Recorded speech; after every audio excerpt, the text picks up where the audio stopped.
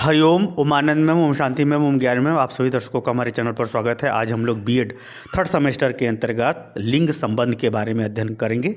लिंग का तात्पर्य होता है स्त्री पुरुष।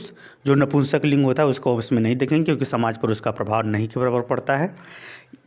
अतः स्त्री पुरुष के बीच संबंध क्या होता है? समान भाव, विचार, व्यवहार, दो या दो से अधिक लोगों के बीच में जो पाया जाता है उसी को हम क्या कहते हैं? संबंध। यहाँ पर स्त्री पुरुष के ही विशेष संबंधों के बारे में हम लोग चर्चा करेंगे। तो संबंध के अंतर्गत ये हमेशा ध्यान रखिएगा, जब समान विचार, भाव, व्यवहार इत्यादि बने रहते हैं तो वह संबंध काफ़ी समय तक बना रहता है। लेकिन जब समान विचार, भाव, व्यवहार, क्रिया इत्यादि में अंतर आने लगता है तो संबंध में जो है कमी आने लगती है या धीरे धीरे संबंध समाप्त भी हो जाती है। वास्तव में अगर देखा जाए तो संबंध स्वार्थ और सहयोग दोनों की पूर्ति करता है। स्वार्थ और सहयोग दोनों का आधार संबंध ही है। हाँ, वह संबंध उतना ही व्यापक होता जाता है जितना ही व्यक्ति का त्याग, जितना ही व्यक्ति के अंदर प्रेम की क्षमता, जितना ही व्यक्ति को सहनशीलता, जितना ही व्यक्ति को ईश्वर के प्रति अटूट विश्वास हो। क्योंकि वसुधैव कुटुंबकम यानी विश्व ही मेरा संसार है, मेरा घर है। इतनी व्यापकता जितनी ही हृदय की बड़ी होती जाएगी उतना ही यह संबंध व्यापक होता चला जाएगा। उदाहरण के लिए आप समझिए, कोई एक ही दो बच्चे की माँ होती है। मदर टेरेसा भी हुई जो पूरे विश्व की, पूरे भारत की माँ कही जाती हैं। उनके त्याग, उनके भाव, उनके कर्म का स्वरूप ही ऐसा था। उसी तरह से महान हस्तियाँ हुई हैं, महिलाओं में भी पुरुषों में भी। अब जैसे महात्मा गांधी राष्ट्रपिता कहा गया, पिता जन्मदाता होता है। तो गांधी जी का जो महान संघर्ष था, उस संघर्ष में पूरे भारत को एक कर दिया। ये अलग बात है कि सरदार वल्लभ भाई पटेल सभी रियासतों को अलग किए, तो सरदार वल्लभ भाई पटेल अपने को गांधी जी से अलग नहीं मानते थे। तो अर्थात गांधी जी की ही सोच थी। गांधी जी के ध्रुव विरोधी या बहुत सारी मतों पर विरोध का व्यवहार प्रदर्शित करने वाले सुभाष चंद्र बोस जी भी उन्होंने राष्ट्रपिता कहा। सबसे पहले तो उन्होंने ही कहा था। कहने का हमारा ये तात्पर्य है कि इस राष्ट्र को स्वतंत्र रूप में जन्म देने और इस राष्ट्र को एकीकरण करने में गांधी जी के ही विभिन्न स्वरूप या गांधी जी के ही प्रयास के फलस्वरूप एक क्रिया हुई या भारत एक हुआ, स्वतंत्र हुआ। कहने का हमारा यहाँ ये तात्पर्य है कि संबंध का स्वरूप बहुत व्यापक है। फिर भी हम लोग बीएड थर्ड सेमेस्टर के अंतर्गत संबंधों के अंतर्गत स्त्री पुरुष के विभिन्न क्रियाकलाप, व्यवहारों के अंतर्गत हम लोग संबंधों को संक्षेप रूप में देखेंगे। क्योंकि बिना इसका अर्थ जाने आप लैंगिक भूमिका या लैंगिक लिंग के अंतर्गत विभिन्न प्रकार के व्यवहारों के अंतर्गत हमें करना क्या है ये आप नहीं समझ पाएंगे। इसीलिए इन सब लिंग संबंध के अंतर्गत विभिन्न स्वरूपों को बताना आवश्यक। पहला है शारीरिक संबंध। शारीरिक संबंध का तात्पर्य होता है स्त्री पुरुष का विवाह होना या शारीरिक संबंधों में नैतिकता। यह समाज में जितना ही शारीरिक संबंधों में नैतिकता होगी, पवित्रता होगी, उतना ही समाज अच्छा होगा। विदेशों में शारीरिक संबंध मनमाना है। वहाँ पर तो इसलिए मदर डे, फादर डे मनाया जाता है कि कब पिता बदल जाएगा, कब मम्मी बदल जाएगी, कोई भरोसा नहीं। हालांकि मम्मी एक बच्चे के लिए तो बदल जाएगी, एक बच्चे के लिए वही माँ रहेगी, लेकिन रह गई बात, जो वो शादी दूसरे से करती हैं तो फिर दूसरा भाई, तीसरा भाई का स्वरूप क्या होगा? विचित्र ढंग से हो जाएगा। कहने का हमारा ये तात्पर्य है कि शारीरिक संबंध जितना ही अच्छे होंगे, पवित्र होंगे, उतना ही लिंग संबंध अच्छा होगा। शारीरिक संबंधों में अगर हम बात करें तो पुरुषों का बहुत खराब व्यवहार है, महिलाओं का कम है। पुरुषों का बहुत खराब है, महिलाओं का कम है। और यही कारण है कि महिलाएं परिवार को संभाल लेती हैं और पुरुष जो है परिवार को नहीं संभाल पाता है। अनेक से कारण हैं, फिलहाल में हम लोग ये देखेंगे। यहाँ पर स्त्री पुरुष का भेद करते हुए समझना है। दूसरा है भावात्मक संबंध। भावात्मक संबंध अगर हम बात करें तो स्त्री पुरुषों में जो संबंध होते हैं, किसी क्रिया को लेकर के, किसी वैवाहिक जीवन को लेकर के, या किसी व्यवहार को लेकर के, या किसी प्रोजेक्ट को लेकर के, जो भी संबंध होते हैं किसी कार्य के संदर्भ में, जो भावात्मक संबंध है, महिलाएं ज़्यादा भावुक होती हैं, पुरुष कम भावुक होते हैं। फिर भी दोनों में संबंध होते हैं। यदि ये भावना ज़्यादातर पुरुष की ज़्यादा खराब होती है, महिला की भावना कम खराब होती है। महिलाओं की भावना खराब करने में पुरुष का हाथ होता है। अगर इस तरह से भावात्मक संबंध देखें स्त्री पुरुषों में तो महिलाएं पुरुषों से ज़्यादा सेंसिटिव होती हैं, ज़्यादा भावात्मक होती हैं। पुरुष इनकी अपेक्षा कम होता है, पुरुष इनकी अपेक्षा भावात्मक संबंध के अंतर्गत कम होता है। तीसरा है पारिवारिक संबंध। अगर पारिवारिक संबंध के अंतर्गत देखा जाए स्त्री पुरुष को, यानी लिंग संबंध को देखा जाए, तो पारिवारिक संबंधों के अंतर्गत उस परिवार में वह परिवार ज़्यादा अच्छा है जहाँ पर महिलाओं के प्रति अच्छा व्यवहार है, अच्छा सोच है, अच्छा क्रियाकलाप है। वहाँ का परिवार का क्या संबंध है? पारिवारिक स्तर पर भी महिलाओं का संबंध पुरुषों के संबंध से ज़्यादा अच्छा है। पारिवारिक स्तर पर भी क्या है? महिलाओं का संबंध पुरुषों के संबंध की अपेक्षा ज़्यादा महत्व रखता है, क्योंकि परिवार एक संस्कार का स्थान भी है और दूसरा सभी प्रकार के व्यवहार का एक घर भी है। तो यहाँ पारिवारिक संबंध के अंतर्गत स्त्री पुरुषों का जो संबंध है उसमें स्त्रियों का प्रभाव ज़्यादा है, पुरुषों का प्रभाव कम है। यहाँ पर ऐसा संबंध पाया जाता है। ये स्त्री पक्ष ज़्यादा महत्वपूर्ण है, पुरुष पक्ष थोड़ा कम है, तो दोनों। आगे चले सांस्कृतिक संबंध की अगर हम बात करें, सांस्कृतिक संबंध के अंतर्गत संस्कार संबंधी जो गतिविधियां होती हैं, जिसमें बोलचाल, बोली भाषा, मान सम्मान, स्वाभिमान, ये सब जितनी भी बातें होती हैं, सांस्कृतिक संबंधों के अंतर्गत महिलाओं का ही प्रभाव ज़्यादा रहता है, पुरुष का प्रभाव कम रहता है।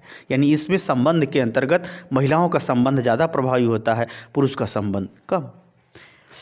ये भी चलते। अगर आर्थिक संबंध की बात करें तो आर्थिक संबंध के अंतर्गत स्त्री पुरुष में जो संबंध पाए जाते हैं, पुरुषों का ज़्यादा वर्चस्व होता है आर्थिक संबंध में, महिलाओं का कम होता है।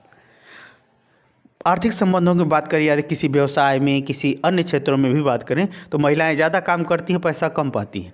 इस आर्थिक संबंध में पुरुष प्रभावी होता है, महिलाएं कमज़ोर होती हैं। संबंध दोनों में होता है, यानी पुरुषों का वर्चस्व इसमें ज़्यादा रहता है। अगला है संतानोत्पत्ति। संतानोत्पत्ति की अगर हम बात करें तो इस संबंध के अंतर्गत महिलाएं जो है ज़्यादा प्रभावशाली होती हैं, ज़्यादा प्रभाव रखती हैं, क्योंकि कोई भी महिला जब तक संतान उत्पत्ति नहीं कर लेगी तब तक उसे संतोष ही नहीं होगा या वो अपने आप को पूर्ण ही नहीं मानती है।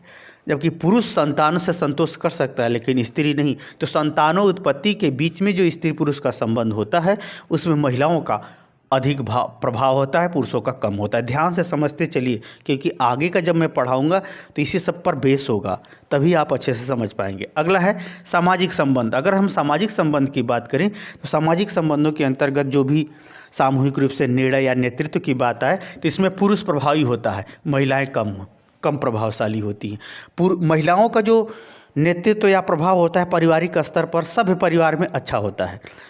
लेकिन अगर हम बात करें सामाजिक दृष्टिकोण से तो सामाजिक दृष्टिकोण से पुरुषों का प्रभाव अधिक प्रभावशाली होता है और महिलाओं का संबंध कम प्रभावशाली होता है।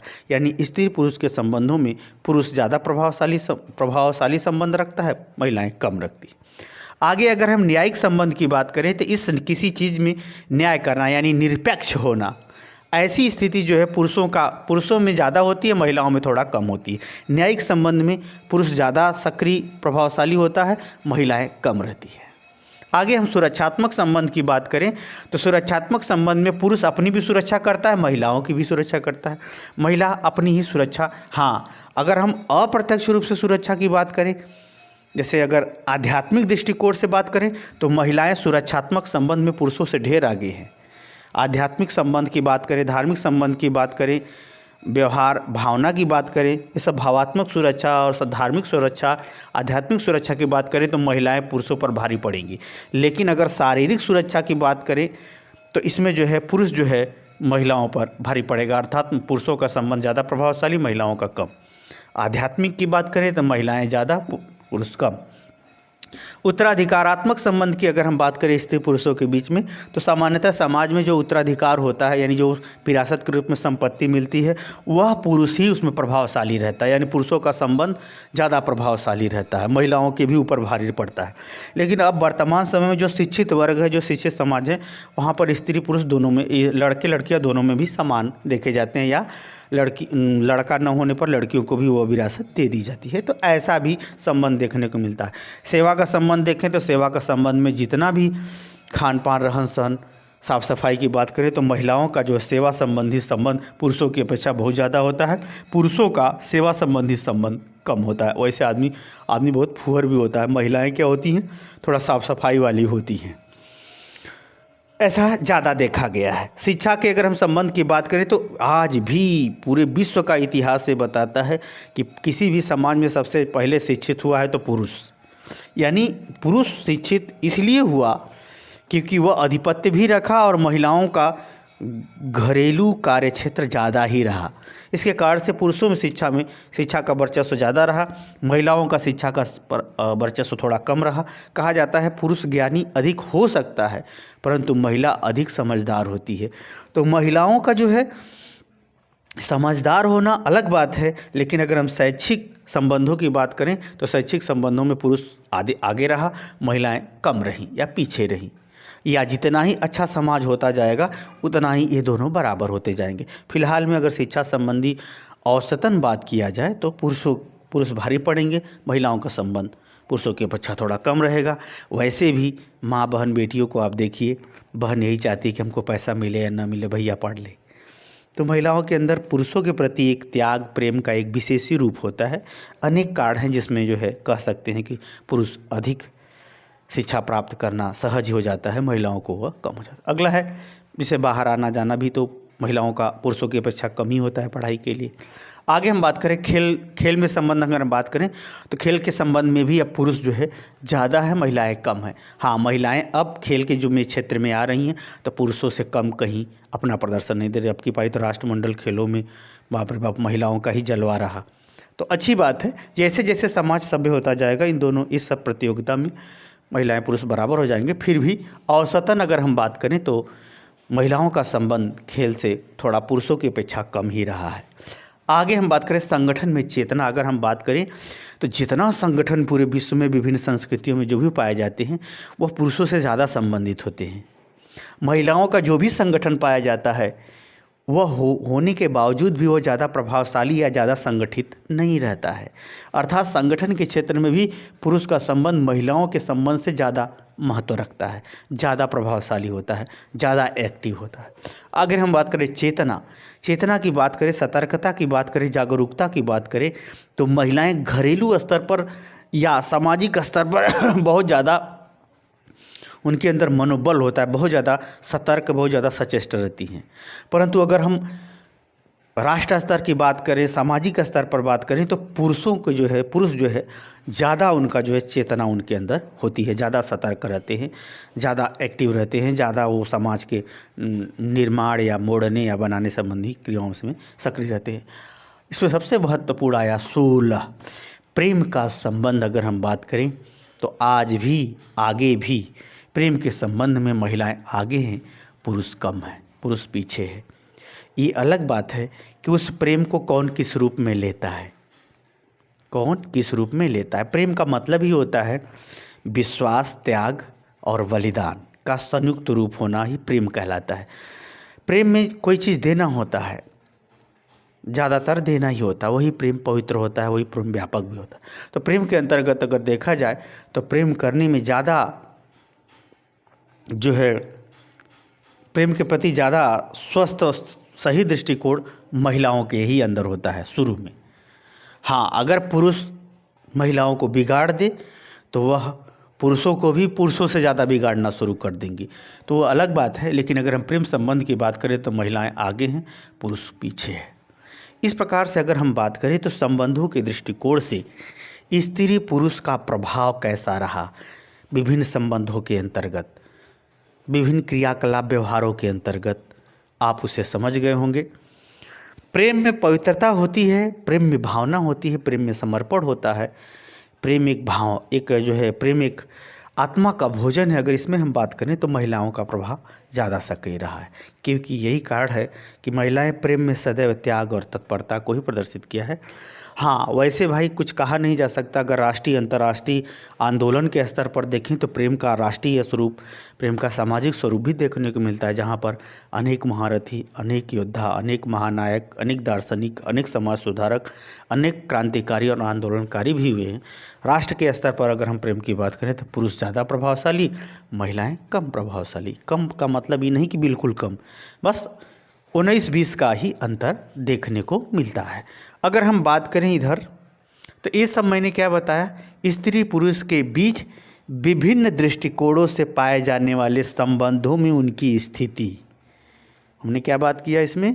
स्त्री पुरुष के बीच पाए जाने वाले विभिन्न दृष्टिकोणों के संदर्भ में उनकी स्थिति क्या है, इसी को कहते हैं लिंग संबंध। इसी को क्या कहते हैं? लिंग संबंध। तो मुझे उम्मीद है कि लिंग संबंध को आप समझ गए होंगे। समझ गए तो कमेंट बॉक्स में जरूर बताइए। साथ ही मेरे चैनल को लाइक शेयर सब्सक्राइब कीजिए। हरिओम।